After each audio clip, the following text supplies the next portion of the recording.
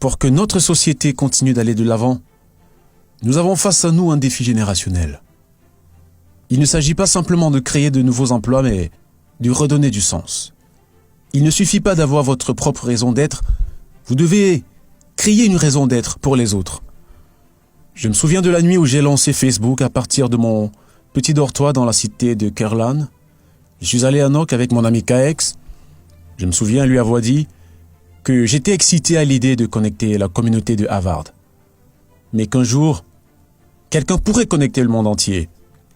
Le truc est que cela ne m'est jamais passé à l'esprit que cette personne pourrait être moi. Nous étions juste des enfants du collège. Nous ne savions rien à propos de cela. Il y avait toutes ces entreprises technologiques avec de grosses ressources.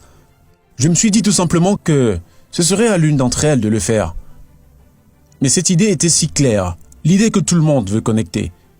Donc, nous avons juste continué d'y travailler chaque jour un peu plus. Je sais que plusieurs d'entre vous auront leur part d'histoire à raconter, mais ça ne suffit pas d'avoir un but personnel. Tu dois également créer du sens pour les autres. Je l'ai réalisé à mes dépens. Voyez-vous, mon ambition n'était jamais de construire une entreprise, mais de créer de l'impact. Et comme toutes ces personnes commençaient à nous rejoindre, j'ai juste considéré que ce qui les tenait à cœur également. Donc, je leur ai jamais expliqué ce que j'espérais que nous construirions. Après 2 ans de travail, une grosse société voulait nous acheter. Je ne voulais pas vendre. Je voulais voir si nous pourrions connecter plus de personnes. Nous construisions alors le premier fil d'actualité. Et je pensais, si nous pouvions juste le lancer, cela changerait notre manière d'appréhender le monde. À côté, tout le monde voulait vendre. C'était le rêve d'une start-up qui se réalisait.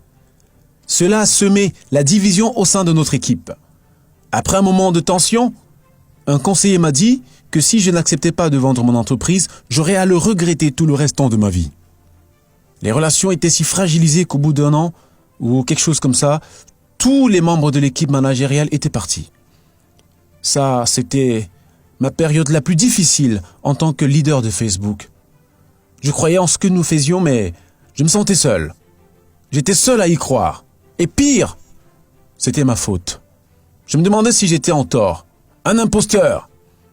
Un gamin de 22 ans qui n'avait aucune idée sur comment le monde fonctionne. Maintenant, quelques années plus tard, j'ai compris que c'était comme ça que les choses marchaient lorsqu'on n'a pas le sens de la vision. C'est à nous de la créer. Ainsi, nous pourrions continuer d'avancer ensemble. En initiant de grands projets significatifs, en redéfinissant l'égalité de telle sorte que chacun ait la liberté de poursuivre cette vision et en construisant une communauté à travers le monde. Notre génération sera confrontée à des dizaines de millions d'emplois remplacés par l'automatisation. Mais nous avons la possibilité de faire tellement plus ensemble.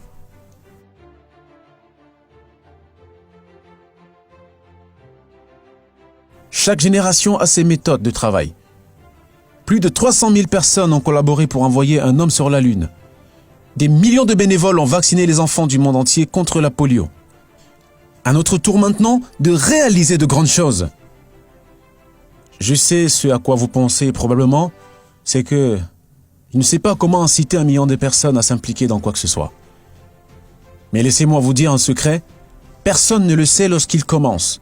Les idées n'arrivent pas toutes prêtes. Elles se peaufinent à mesure que vous travaillez dessus. Il vous suffit de vous lancer. Si j'avais dû comprendre tout ce qui permettrait de connecter les gens avant de commencer, je n'aurais jamais lancé Facebook. Être idéaliste est une bonne chose.